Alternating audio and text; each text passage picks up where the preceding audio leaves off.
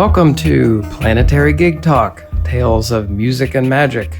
I'm your host, Jefferson Glassy, Chief Spiritual Dude of the Planetary Gig Society, whose mission is creating unity through music. And today we are in Studio One, the worldwide headquarters of the Planetary Gig Society.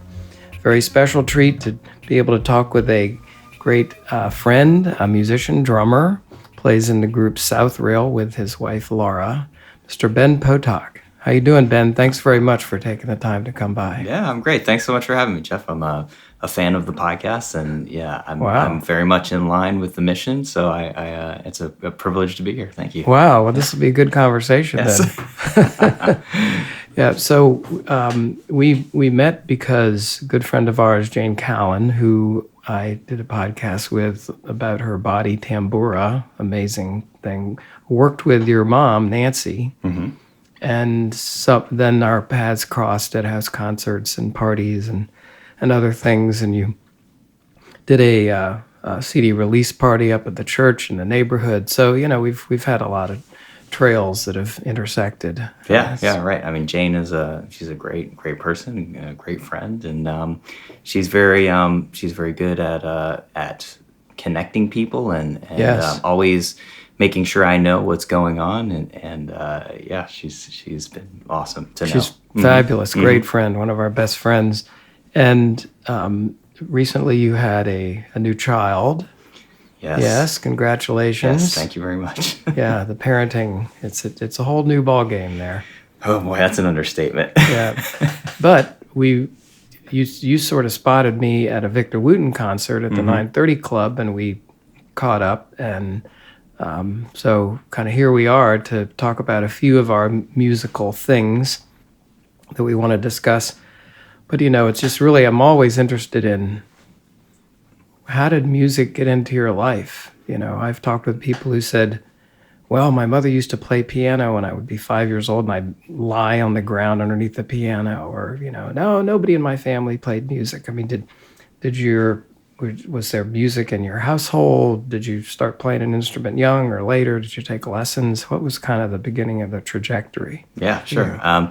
Well, first of all, that Victor Wooten concert was amazing. It was a birthday gift from Lara to me to go see that, because she's not so much into that kind of music. But Dennis Chambers, who was playing drums, is my hero. Right. I remember you told me that. Yeah. So that was so cool to see him. I mean, even 930 Club is not a super small venue, but to see him that close is always fun.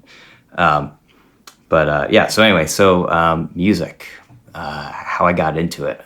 Looking back, I don't know if I really had a choice. I've got a very, very musical family. My extended family on my mom's side is wildly successful,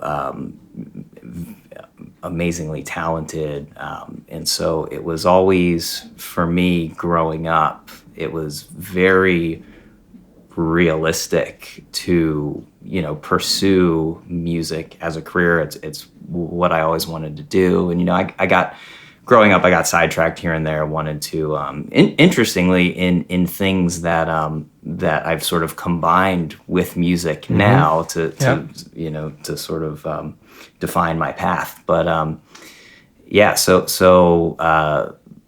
my mom's brother, let's see, when I think it was the late '80s, early '90s, he produced the Bonnie Raitt album "Nick of Time." Ooh. And one. Okay, there you go. Yeah. So that was kind of his big breakout. I mean, he'd been in the music industry for a long time, but that was sort of his big breakout thing, and Stan was. So he was always sort of a very big inspiration. And his son, my cousin Tony, was in a platinum selling band called Eve 6 when I was I was about in middle school, and they were really successful. He gave me my first drum lesson. So it's always been like it's just like a part of the fabric of my family is music. That's very nice. Yeah. So the perception of it was different, you know. I never got the talk from my parents like, you know, you should be a doctor or or a lawyer. lawyer. Exactly. It was like, you know, let's go. Like, why aren't you playing music? Mm-hmm. Right. So I picked up drum sets. Interestingly, I chose like when you were 5, 7. Actually, 10. more. I did piano lessons when I was you know, that young, and then probably when I was 9, I actually saw a fellow student, one of my classmates, do a drum set solo for a talent show at the elementary school. Wow! And I saw that, and I was like, I want to do that. I want to play drums. Wow. It's nice to have those moments, and you know, when the universe says, "Hey, yeah, Ben." Yeah. No, it's funny. I can remember most of those moments where, you know, you're like, oh, you know, it's like when, you know, when I first in 5th grade, right, when I first listened to this was sort of the end of the cassette tapes, right, just before things were transitioning to CDs. And so I had my Nirvana cassette, and my friends were like, you know, you got to listen to this. And that was one of those moments where I'm like, oh, wow. You know, when I discovered, I was playing drums for a while, but in lessons, and this is, you know, sort of one of my beefs with lessons. I mean, the way that some lessons are done, right? I was doing a lot of like snare drum etudes and, you know, things that I couldn't relate to or apply, and I wouldn't practice. But on my own with some time, and you know, there was a kid down the street who just loved Metallica, right? And he learned every Metallica song on guitar, and he needed drums. So with some listening, and just time to sit by myself on the drum set, I discovered the backbeat, and I was like, that could be a big thing to know about. Yeah, that's very important. More people right? need to discover the backbeat. I think. Right. What did I think was it Bernard Purdy who said, the 2 and the 4 pay the bills. Nice. Yeah. So I've through, you know, I was just playing in my basement with my friends through middle school and high school, and, you know, not really performing live, you know, out at venues much, but just kind of just having fun and jamming. I met my best friend in the world in middle school, just playing. We just wanted to learn every Jimi Hendrix song that we could. So I was doing trying to learn all the Mitch Mitchell chops, and he had picked up the guitar. And yeah, so sounds like fun. Yeah. So I got sort of sidetracked, as I mentioned before. In high school, I wanted to do computer programming. I have sort of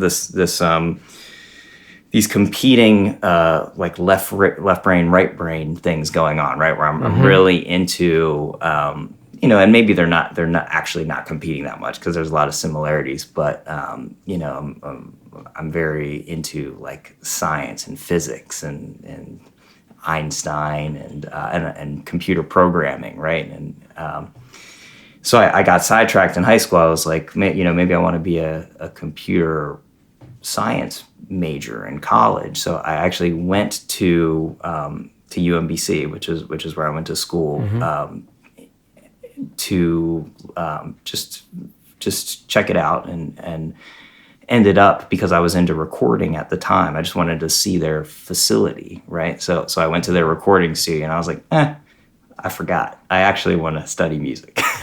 So I had, to my parents' dismay, I actually had a full ride to UMBC for a computer science scholarship that I turned down. Ooh. So that I could go into their recording program. You gotta do what you gotta do. Yeah. So I studied in college, and I was in. So you took music in college. Yeah, I did. I did a music major with an emphasis in education. Started in recording. Got sidetracked again and got into education, and I actually ended up doing like a double of music education and general education. So I taught 5th grade general education for a year after college. Again, was like, what am I doing? And then was a music teacher for 2 years, and then just did private lessons after that. Teaching school is a very difficult gig. And much respect to anybody. Yeah, it who takes can a lot do of it. work. Yes. Not much more important thing to do than teach the children. So when you started doing private lessons, and was that when you decided to become a musician, or was that? I mean, I'd always wanted to be a musician. It was just like the running thread, through my life since I was in elementary school. Just looking, just watching the rest of my family and finding inspiration in that, and it never really being that far fetched that it could happen on like to become very successful doing it. But yeah, there were just like these. I would just kind of forget, for certain periods, and get into computer science, get into the general education, right? Well, that probably all helped out and rounded you out and everything. But the question I was asking is because, ladies and gentlemen out there in podcast land, Ben did show me the tattoo on his shoulder, which is reminiscent, I guess you might say, of the time, like the day when you decided to be a full-time musician. Was that then? That was a yes. That a little later. Right. That. The tattoo on my right shoulder is it's an analog clock, right? A stylized analog clock with the time 6/17, which was June 17th, the last day that I was teaching public school, and I made a recommitment, right? It became no longer a childhood dream, like when I grow up I'm going to be a musician, to like a concrete commitment that I'm going to now take these steps and not be afraid to actually do that and have music as my full-time career. Music performance was the idea at the time. So that's why I got the tattoo. For me, the tattoo is just it's a reminder. It's about accountability, right? So that every time one of these moments where I could get sidetracked came up, I would have this thing as a reminder. I even got in the middle of the clock is an eye, right? So it's supposed to be like it was supposed to be like at you. Ben. Don't get sidetracked. I'm watching you, right? Right. So that's what that was, and I don't regret it. Well, it's a big, brave decision in many ways, because musicians are, unless you hit it big time, kind of reportedly, or the story always goes, not much money in it, and it's hard life, and $50 gigs and all that. But I think you made a bigger decision than just that, and so I think that's pretty admirable thing. Is I interviewed a guy named Rico Amaro not too long ago, and he said something which I think somebody told him, but I'm just going to attribute it to him. If you take care of the music will take care of you, and so you put that trust in there and you go for it. So how's it going? Things are going. That's a cool quote. You've got some CDs. You're playing around. How are things going? Oh, things are good. They're I've really diversified my. It's all music related. But what I've come to find out is that the music industry at every level, right? Whether it's the big time record companies or just a local gigging musician, it's a very it's a very diverse ecosystem, and in order to get by and survive, you have to sort of do a lot of different things, right? And you can look at that as somebody like playing in different types of bands, right? Doing maybe original songs with their band and not making as much at gigs, and then doing weddings and corporate parties and things like that, like top 40 covers and making a bunch of money. What I ended up doing, and this goes back a little bit to my sort of left-right brain, and how they're kind of working together now, is my wife and I have, for example, she partnered up with somebody who used to work for Warner Records and started a booking agency.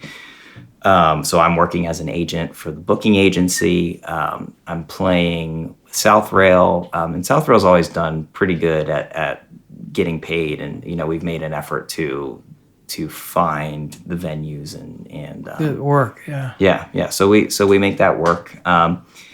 And recently, I've started developing and testing a music education app, which is like a learning management system that music teachers can use to not only track but reward practice for their students. So I'm hoping that will kind of take off. We're still developing and beta testing with a handful of teachers. Yeah, that's very cool. You sent me some information about that, and that's that other side of you, some background that you had that's contributing to that.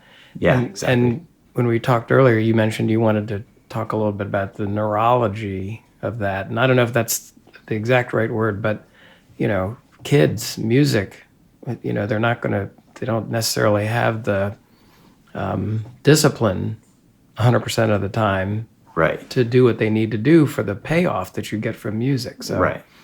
Yeah, and not always, not necessarily just the discipline, but the ability to understand the long-term benefit of their short-term immediate efforts. And I attribute this a lot to Lara, my wife, too, because we're both, in addition to all of those other things we're doing, we're both private lessons teachers. She teaches voice and piano, and I teach drums. And I would say that's actually probably the main way that we get by through music is by teaching private lessons. Mm-hmm. But what we both noticed is that you have a lot of teachers who will say that the music itself should be enough for the kids to practice, right? And the truth is that neurologically, for kids of a certain age, younger kids, it's not, because they don't even have the ability to understand that the half hour a day, or if they're even younger, the 10 or 15 minutes a day, right, of working on, a couple of measures or working on their dynamics, right, is going to become a part of this larger thing that will be the song that's going to be a blast to play when they're able to do it in a month, right? And we're talking about kids that are taking a long time. They're just picking up their instruments, so they're taking a long time to produce anything that's going to feel valuable to them, right? Yeah, I know, being my age and picking up guitar, sometimes I enjoy it. I always enjoy it, but sometimes it's frustrating, working a little bit to know the neck, and you're working on arpeggios and his neck of the guitar. It's kind of boring, and you're, but understanding the cumulative effect of that is really critical, I think. Yeah, and as adults, we can do that. We can say, like, I'm going to work on this, and it's going to be awesome in after a couple of sessions or whatever. But yeah, these young kids, you're nowadays you're competing with sensory overload. Like you've got Netflix and Xbox and, you know, all of these very exciting, flashy, fast-paced, like, you know, dopamine releasing things that are saying, you know, come and play me instead of your of your guitar or your piano. And so it's I mean, when you really step back and think about it, like if I was an 8-year-old kid, a 10-year-old kid, what would I do with my time, right? Like imagine I don't even know what it feels like to play a song. Yeah, right. Right. So are you talking? What age groups of kids are you kind of?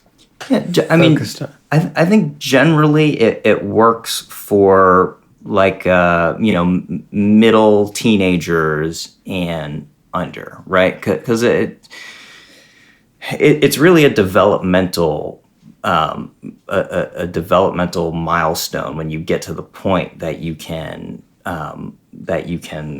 sort of make the conscious decision that the long-term payoff is or is not worth the effort now, right?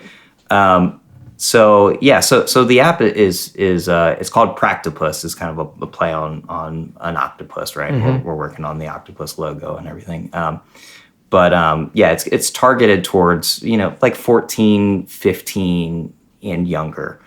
Younger down to 5. Yeah, down to whenever the parents are either willing to use the iPad or iPhone with the kid because they wouldn't be sort of able to operate it by themselves, or you know they're letting their young kid have their own or whatnot. Well, in some of your, obviously you've been researching and studying all these things, and you must believe that music education can make a difference for people. Yeah, without. And now you have a young son. So, what are your thoughts about, you know, music in the life of children and how? I mean, my granddaughter she starts jumping if we start singing. Yeah. I mean, it's so obvious that when it comes to being impacted by music, right? There really is no age limit when it comes to how young or how old, right? It's funny. My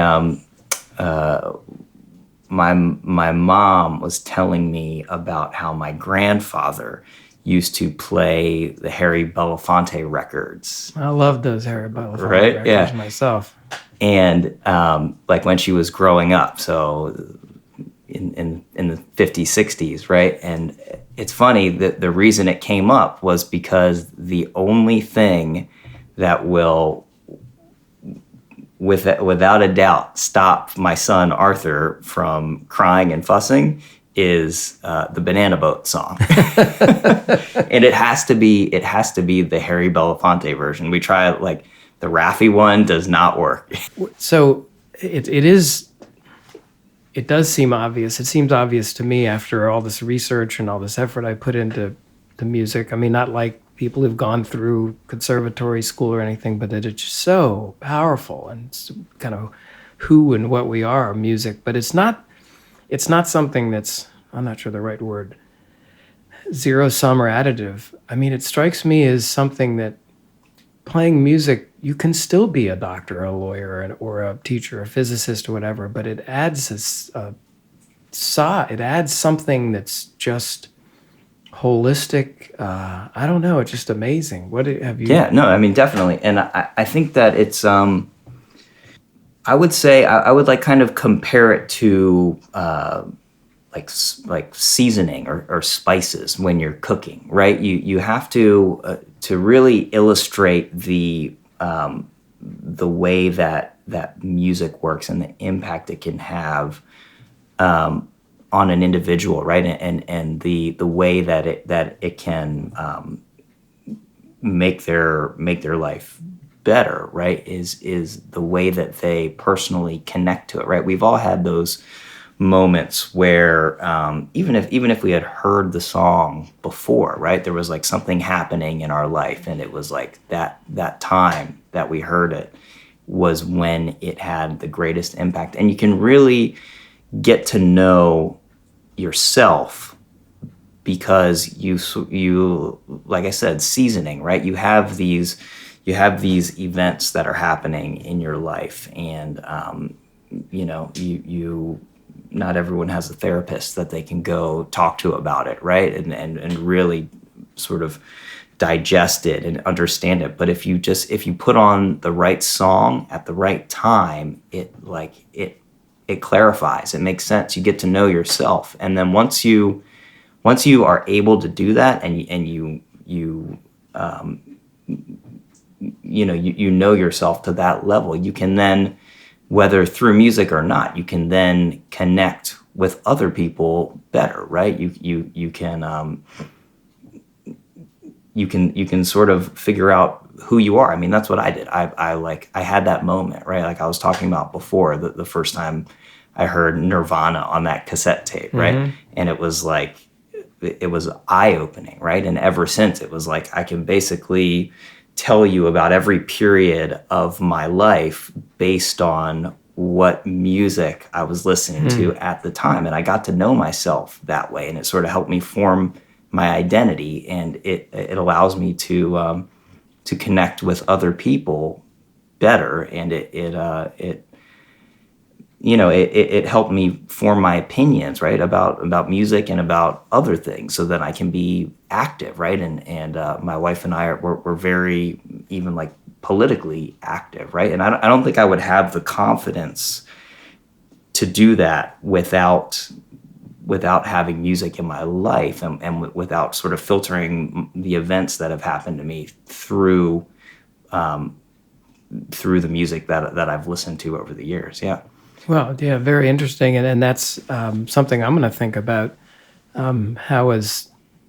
What does the music that I've listened to or that I've been playing, what does it say about me, and how can it help me, figure stuff out?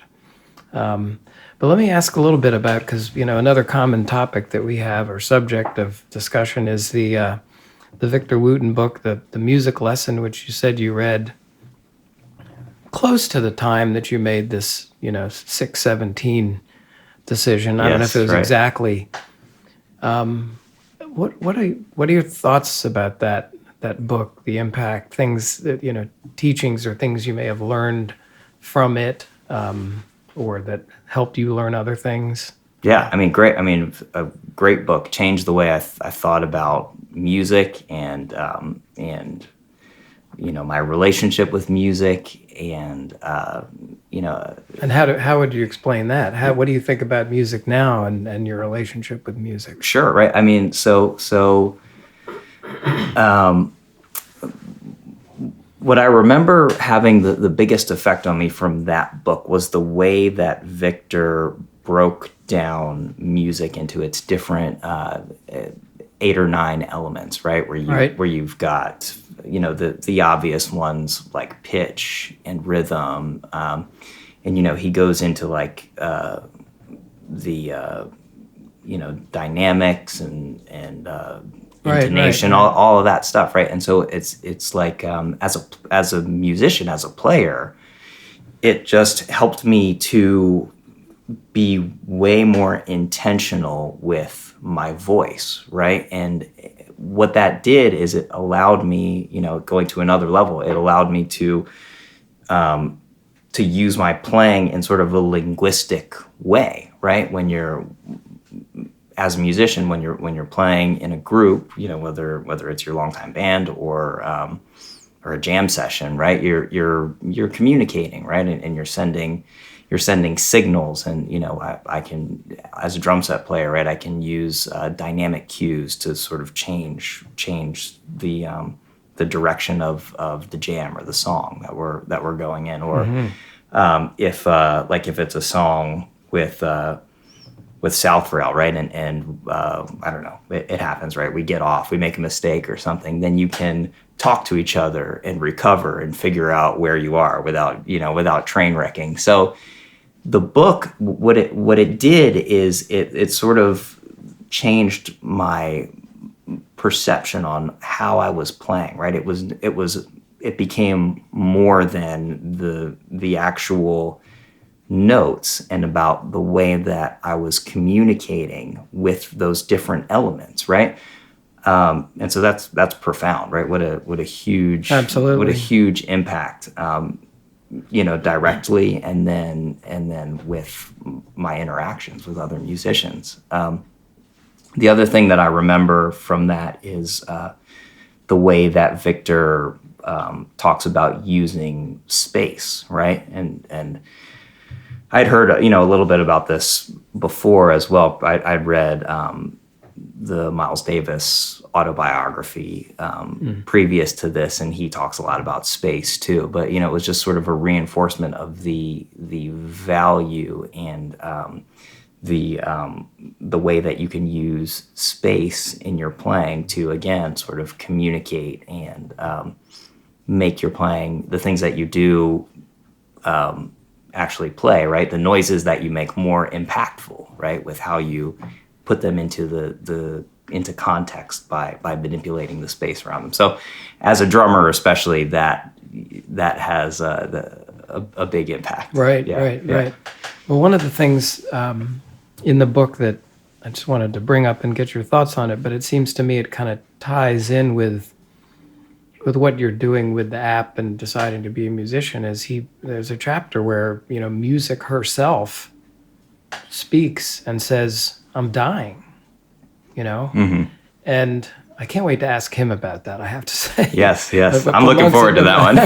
Amongst another, many other questions, but it does seem like we could do better if music was more prominent in everybody's lives, and it is prominent in everybody's lives. People get in the car and they turn on the radio and they go to concerts and they go to movies which have music and all these things, but there's still an aspect of it that is, could be more robust or something. I don't know. Do you have thoughts about that? And feel free to tie it into the app, the education, Yeah, definitely. kids, that sort of thing. Right. I mean, I think education is a big part of that. Like when, part of the reason that, music is dying, right, is because it's not, I mean, art in general is not always considered a necessary part of our education system, Yeah, right? STEM. Yeah, right. I mean, that's where all the emphasis goes, and Right. music is becoming an elective. And if you aren't exposed as a kid, this goes back to the developmental thing, right? If I'm not exposed to something or I haven't experienced it, then I don't understand the benefit or the long-term reward of doing it. So if given a choice, why would I take this music class, right? It's obviously my school is not emphasizing it, right? Because they're making it an elective. I can't. My accounting degree is not going to be helped that by my music. Right. Yeah. Or like even as a younger kid, when I'm not even thinking about that, I can do, right. Like in middle school, you've got electives. I can do. I've got a limited number of periods, right, where I can take classes, and I'm down to my last one. I can either do dodgeball or piano, right? Like what am I going to do? So I think education, going back to the question, education is a big part of the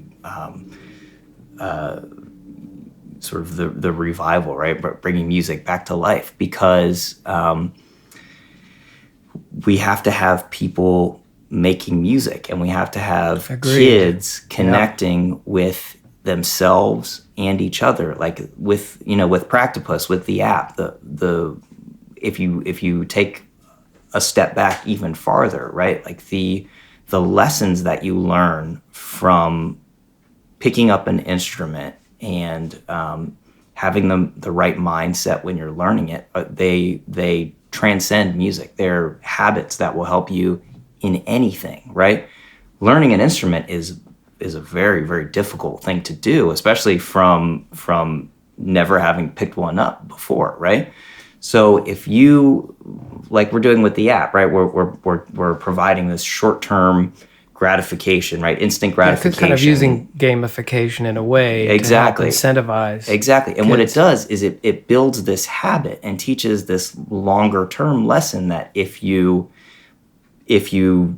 put in a little bit of work every day, and if you're not afraid of making mistakes, and then you learn from those mistakes, and again, this applies across the board for everything, then in a certain amount of time, you will reach your goals, right? You'll learn guitar, you'll learn piano, violin, whatever set you on that path in the first place, right? You know, for me, it was seeing my classmate doing that drum solo, right? And it took me a lot longer to get there because I got bogged down by my teachers in learning etudes, right? And not practicing them because I didn't understand that, like, if I learn my snare drum rudiments, that's going to get me there. Because I didn't practice until I started getting together with my friends, right? But it was like it could have happened so much sooner if I had those habits and I was working on building those habits. So it starts with education because you've got to get the kids learning and playing. And I mean, when you talk about improving society, right? When you talk about the mission of what I'm doing and what you're doing here with Planetary Gig Society, if you're teaching kids the right way to learn music, for example, or to build these habits, they're going to become better people. They're going to reach their goals. Yeah. They're going to innovate. It's going to push everything in a positive direction. You can learn and decide that you want to accomplish things, and that it takes some work over a certain amount of time. Yeah, and you celebrate. You can get there. Exactly. That's it. That when Victor talks about intention being the key to everything. Exactly. So that's pretty profound. Yeah, and you know, going along with what he talks about in the book as well. It's about it's about learning. It's not to be cliche, but it's about the journey, right? It's about appreciating the mistakes, right? And sometimes following the mistakes. We know as musicians that, like, I mean, I listen to recordings all the time where I flubbed, and I'm like, wow, I'm glad that happened. That was sweet. Right? So it's about not being afraid, right? And it's about putting in the time. Not being afraid. And realizing the long-term benefit. Yeah. Yeah. Well, Ben, really great conversation. Really appreciate your taking the time. I think what you're doing, go for it. Being a musician, the app, if we can help, everybody out there should think about that when it comes along out in the market. And I appreciate it, Jeff. This was fun. If anybody wants to get in touch about the app, and we definitely could use help. So it's just benpotok@gmail.com to contact me, and I'd be happy to talk about it and show them. Yeah. Great. Well, if we can, if you can get a couple of the new hot drummers or hot guitar players who can come out and inspire the rest of us to change the world, I think then you've done it, right? Yeah, no doubt. All right, great. No doubt. Ben Potok, thanks very much. Jeff, it was a pleasure. Thank you.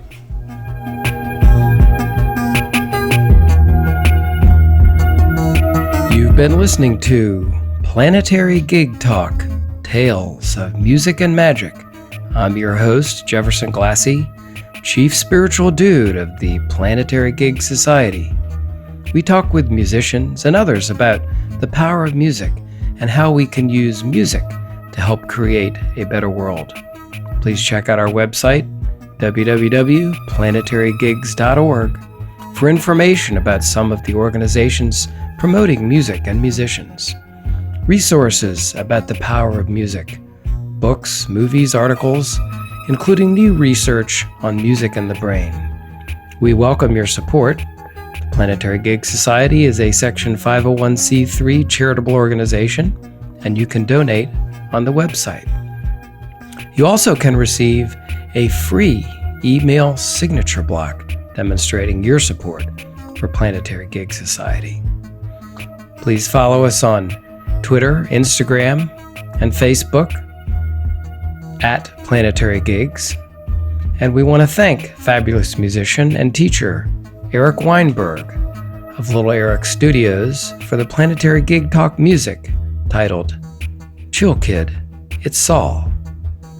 So please check out Planetary Gig Talk on iTunes, Google Play, and Stitcher. Subscribe and hear all the upcoming episodes. Thanks very much.